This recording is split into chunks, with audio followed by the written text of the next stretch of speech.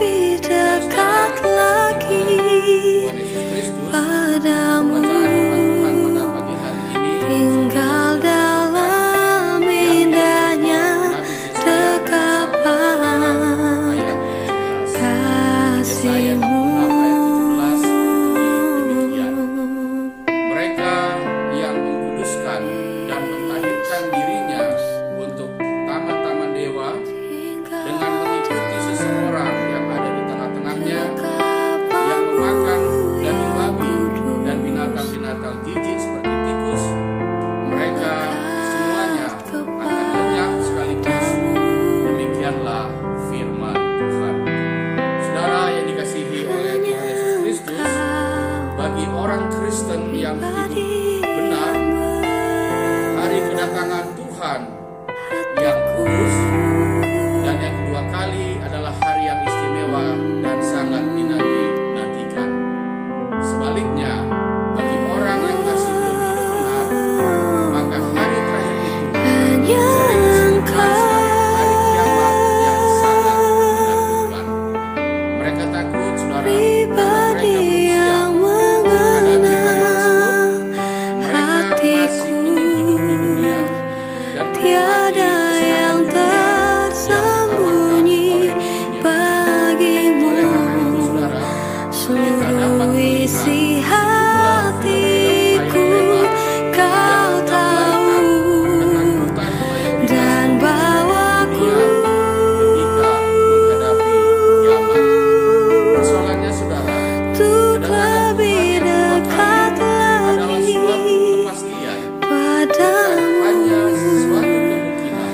tinggal dalam indahnya Janji mengenai kedatangan sudah dekapan berulang kali disuarakan. kasih-Mu. Salah satunya adalah apa yang disampaikan oleh Nabi Yesaya, di Tinggal mana dikatakan dalam bahwa Tuhan akan indahnya datang dengan api dekapan untuk melampiaskan mukanya dengan nyala api. Ini bisa kita baca dalam ayat ke-15. Ini bisa menggambarkan akhir dunia ini yang akan dihancurkan dengan api, di mana bumi ini akan menjadi lautan api. 2 Petrus 3 ayat 10. Pada hari itu hukuman Tuhan akan nyata kepada segala yang hidup, di mana mereka akan mati terbunuh oleh Tuhan dalam jumlah yang besar. Ayat 16. Tentu, saudara, segala yang hidup di sini merujuk kepada orang-orang yang jahat yang pantas untuk dihukum dengan api. Tidak semua orang akan dihukum dengan api. Orang-orang yang benar akan diselamatkan untuk masuk ke dalam kerajaan surga yang kekal. Sementara orang-orang jahat pasti menerima hukuman tersebut. Kata mati di sini, saudara, tidak boleh diartikan sebagai kematian secara fisik, tetapi harus dipandang sebagai keterpisahan dengan Tuhan dalam kekekalan yang ada. Mereka yang jahat tidak akan dapat menikmati kekekalan bersama-sama dengan Tuhan, karena dalam kerajaan Tuhan tidak boleh ada sesuatu yang jahat dan najis masuk ke dalamnya. Saudara-saudara yang dikasihi oleh Tuhan Yesus Kristus, oleh karena itu kita perlu memperhatikan siapa saja yang masuk ke dalam kelompok orang-orang jahat tersebut, apa yang mereka lakukan sehingga mereka dipandang sebagai orang jahat. Oleh karena itu, kita akan belajar dalam ayat selanjutnya mengenai dosa-dosa manusia yang dipandang sebagai orang jahat tersebut. Saudara, dalam ayat selanjutnya dikatakan bahwa ada mereka yang kena hukuman adalah mereka yang mengkuduskan dan mentahirkan dirinya untuk taman-taman dewa. Ini bisa kita baca tadi dalam ayat 17a. Sepintas kata-kata mengkuduskan dan mentahirkan terlihat sebagai kata yang positif. Namun demikian, saudara, ternyata orang-orang ini bukan mengkuduskan dan mentahirkan dirinya bagi Tuhan, tetapi mereka mentahirkan justru bagi dewa-dewa.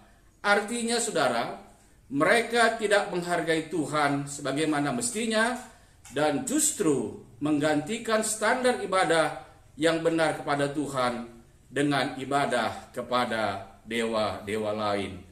Kita harus memahami saudara bahwa Tuhan sudah memberikan aturan ibadah dalam semacam liturgi kepada bangsa Israel di dalam hukum Taurat yang diberikan.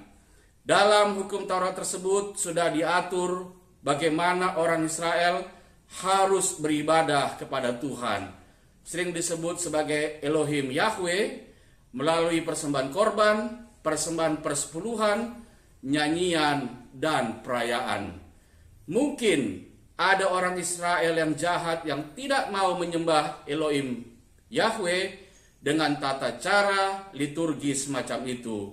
Tetapi ada pula orang-orang Israel yang lebih jahat, yaitu mereka yang melakukan standar ibadah kepada Tuhan, tetapi melakukannya untuk ibadah kepada dewa-dewa lain. Jadi mereka bukan hanya tidak mempersembahkan korban kepada Tuhan di bait Allah, tetapi justru dipersembahkan kepada dewa-dewa lainnya. Bukankah ini suatu tindakan yang menghina Allah yang kudus di dalam kekudusannya tersebut? Saudara-saudara yang dikasihi oleh Tuhan Yesus Kristus, orang-orang jahat juga digambarkan sebagai mereka yang mengikuti seseorang yang ada di tengah-tengahnya. Ayat 17b. Mengapa hal ini dipandang sebagai suatu kesalahan atau kejahatan? Ini pertanyaannya. Bukankah hal ini adalah hal yang normal? Persoalannya adalah bahwa mereka tidak mau mengikuti Tuhan dan nabi-nabinya yang benar. Mereka tidak mau mengikuti jalan Tuhan, tetapi justru mengikuti jalan manusia. Mereka tidak mau mendengar suara Tuhan, tetapi lebih memilih mengikuti seseorang yang ada di tengah-tengah mereka. Saudara-saudara yang dikasihi oleh Tuhan Yesus Kristus, pada waktu itu kita harus memahami kondisi bangsa Israel yang benar-benar hidup sesuka mereka sendiri. Mereka sudah tidak peduli dengan suara Tuhan dan nabi-nabinya, tetapi lebih memilih suara nabi-nabi palsu yang menjanjikan keamanan dan ketenangan yang palsu. Padahal ajaran nabi palsu tersebut tidak membawa bangsa Israel bertobat dan melakukan yang benar, tetapi justru membawa bangsa Israel kepada dosa-dosa yang semakin parah di hadapan Allah. Nabi-nabi yang benar pasti membawa kepada kebenaran dan kesucian hidup sesuai dengan standar umat Tuhan. Namun, nabi-nabi palsu pasti tidak akan berani membawa kepada kebenaran dan kesucian hidup. Mereka akan mengajarkan hidup yang kompromi dengan dosa dan apa yang menyenangkan telinga pendengarnya. Saudara-saudara yang dikasihi oleh Tuhan Yesus Kristus, kita harus tahu bahwa orang-orang Israel pada waktu itu sudah memiliki hukum Taurat yang lengkap, yang berisi panduan untuk hidup sesuai dengan jalan Tuhan. Oleh karena itu, kalaupun ada ajaran-ajaran sesat, mereka dapat membandingkannya dengan hukum Taurat yang mereka miliki. Sayangnya pada waktu itu, kebanyakan orang-orang Israel pada waktu itu lebih memilih mendengarkan dan mengikuti orang-orang di antara mereka yang mengajarkan kepalsuan, yang menyenangkan dan meninakbobokkan.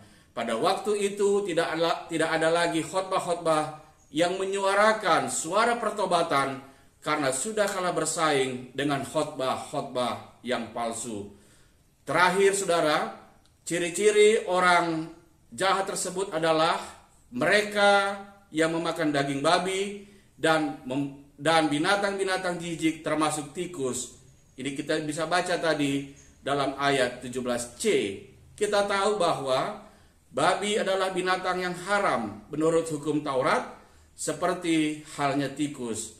Orang Israel sampai dengan saat ini sangat anti dengan binatang babi. Namun demikian, pada waktu Nabi Yesaya hidup, ternyata banyak di antara mereka yang juga memakan makanan yang haram, seperti babi dan binatang-binatang najis lainnya. Dari luar mereka terlihat sebagai orang Israel yang benar dan kudus, namun demikian di dalamnya mereka penuh dengan kenajisan karena mereka menikmati binatang-binatang yang haram yang dilarang oleh hukum Taurat.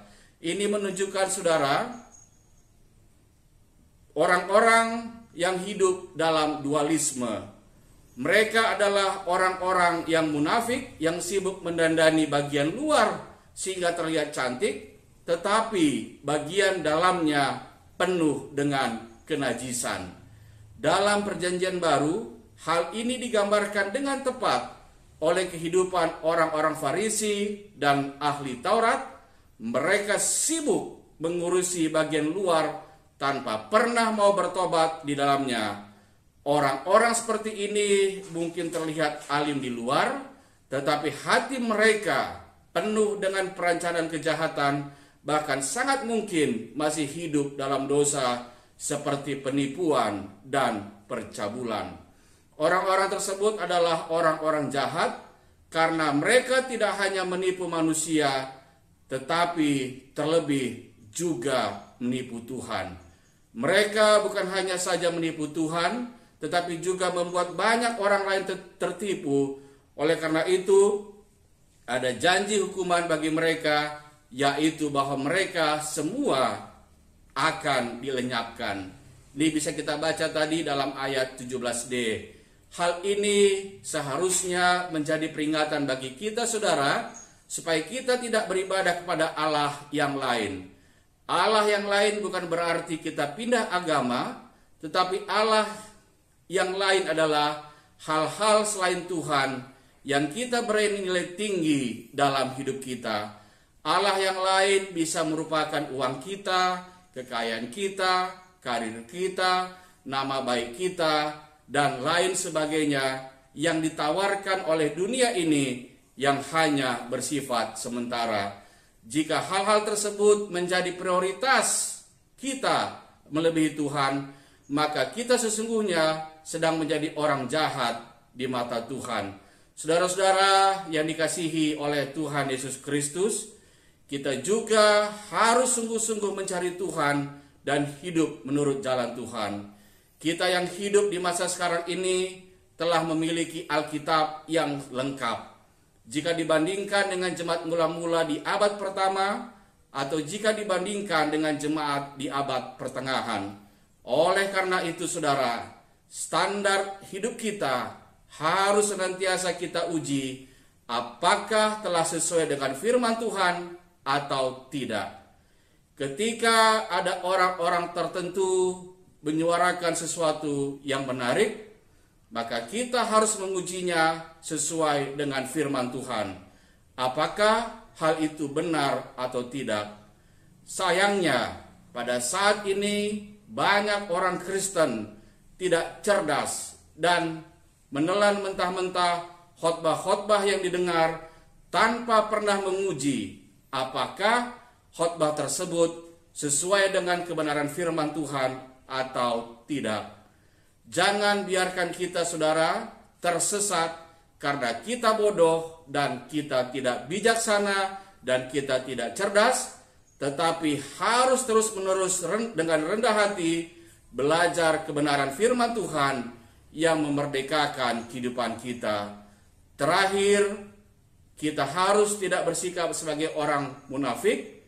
Jangan hanya ingin terlihat alim dan kudus di luar melalui penampilan fisik, bahkan melalui pelayanan kita di gereja, tetapi isi hidup kita sudah najis dan busuk. Jangan biarkan kemunafikan itu menghalangi kita untuk hidup tak bercacat dan tak bercela di hadapan Tuhan. Uji hidup kita setiap hari dan terima teguran Tuhan atas kita supaya kita terus hidup dalam pertobatan dengan Tuhan. Jangan sekalipun kita berusaha mendiamkan suara Roh Kudus yang selalu mengingatkan kita, karena jika kita terus-menerus mendiamkan Roh Kudus, maka kita akan sampai pada tahap mendukakan Roh Kudus, bahkan hingga menghujat Roh Kudus, sehingga kita tidak mungkin dapat diselamatkan lagi dan masuk ke dalam kebinasaan yang kekal nantinya. Selamat kita semua berjuang, saudara, untuk hidup di dalam kebenaran firman Tuhan. Selamat menguji segala sesuatu sesuai dengan standar kebenaran firman Tuhan. Tuhan Yesus Kristus memberkati kita semua. Amin. Kita berdoa. Bapa di dalam surga, kami bersyukur atas segala kebaikan Tuhan melalui firman yang mengingatkan kami pada hari ini. Tuhan, Roh Kudus yang memampukan kami untuk dapat mengerti dan melakukannya dalam hidup kami, sehingga kami boleh hidup apa adanya di hadapan Tuhan dan di hadapan sesama kami, sehingga Bapa, melalui kehidupan kami, nama Tuhan senantiasa dipermuliakan. Pada saat ini Tuhan, kami ingin berdoa bersama-sama untuk pelayanan yang dilakukan oleh jemaat Tuhan yang ada di GBKP Cililitan. Tuhan, berkati seluruh majelis jemaat dan keluarga, pengurus perpulungan Jabu-Jabu dan seluruh keluarga, pengurus kategorial termasuk pelayan-pelayan KKR kami dan keluarga, koster gereja, dan seluruh saudara-saudara kami yang mengambil pelayanan dalam GBKP Cililitan. Tuhan beserta dengan mereka. Roh Kudus Tuhan tetap menguatkan mereka untuk meneruskan pekerjaan Kristus dalam dunia ini, sehingga melalui gereja ini nama Tuhan senantiasa dipermuliakan. Bapa di surga, sertai kami dalam melewati hari ini. Berikan kami kesehatan yang cukup.